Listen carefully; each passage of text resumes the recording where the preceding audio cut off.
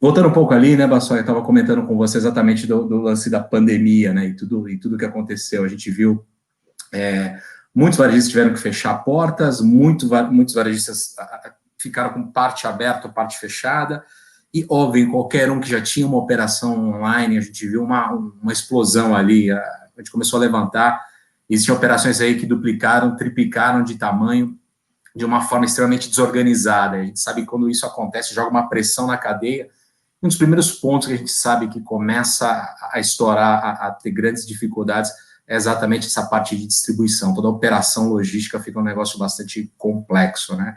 Eu acompanhei um pouco aí os grandes varejistas que aconteceram, e olhando um pouco para o Mercado Livre, como é que toda essa revolução aí se traduziu dentro da sua empresa? O que vocês tiveram que mudar? Quais foram os grandes impactos ali cara, vocês tiveram que repensar alguma forma de fazer?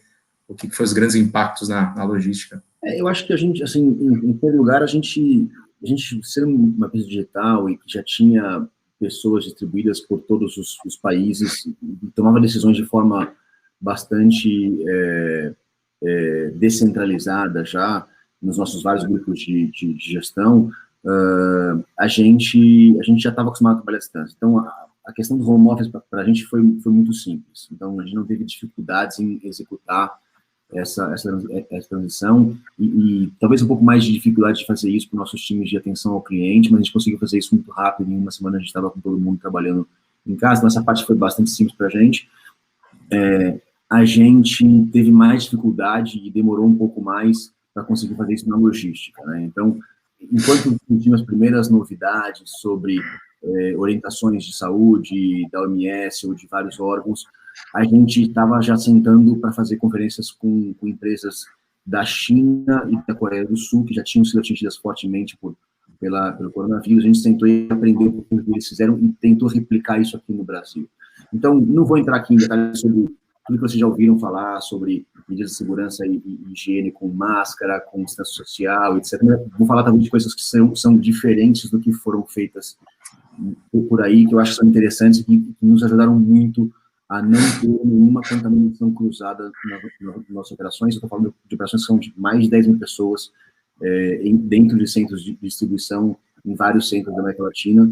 Até hoje, nenhum caso de contaminação cruzada, de ter um caso positivo dentro do CD e que depois se espalhou para outros casos. Tá? Então, em primeiro lugar, a gente decidiu, naturalmente, ampliar a capacidade que a gente tem de todos os locais que existiam possibilidade de contágio, como refeitório, vestiários. A gente rapidamente tentou ampliar isso, salas com lockers, né, para nossos funcionários. A gente duplicou isso naturalmente para conseguir ter uma ocupação de pelo menos, no máximo, 50%. Os ônibus também, a gente investiu muito em duplicar a capacidade de ônibus para conseguir fazer com que todo mundo venha sentado sem nenhum companheiro ao lado. Além disso, dentro da operação, a gente gastou umas 2 ou 3 semanas para compartimentalizar a operação. O que significa isso? Cada pessoa da operação, ela tem uma célula de trabalho de 5 a 8 pessoas, que são companheiros que trabalham com essa pessoa. Então, cada vez que eu tenho uma suspeita de um caso, nós isolamos preventivamente a célula de trabalho. E a partir desse momento, a gente rastreia resultados, né, de testes, inclusive na célula de trabalho, e depois, se a gente não tem nenhum resultado positivo, a gente retorna esse time depois de 14 dias. Ele gera um absenteísmo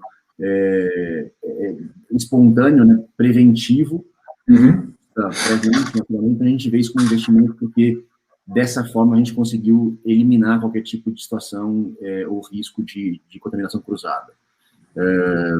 Isso somado com distância social, com medição de temperatura todos os dias, 2 vezes por dia, o uso de máscaras, de luvas e de óculos, inclusive, fizeram com que a gente conseguisse controlar muito bem as operações e não ter nenhuma operação nossa com risco de parada ou com risco de faltas excessivas por causa do coronavírus. Então, acho que esses foram os grandes impactos que a gente teve que gerenciar. A gente fez isso do comecinho de março, quando a gente teve as primeiras conferências com pessoas da China e da Coreia. A gente fez isso em 4 semanas a gente estava operando dessa forma.